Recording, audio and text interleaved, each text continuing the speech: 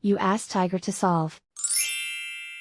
This deals with linear equations with one unknown. The final result is x equals -20.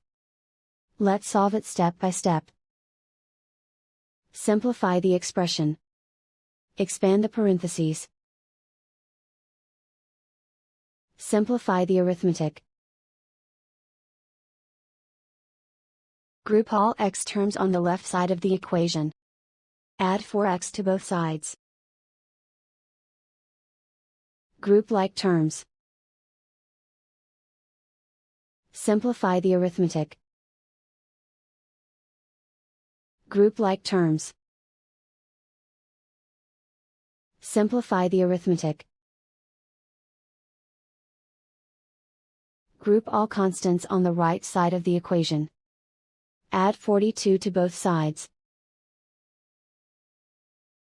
Simplify the arithmetic.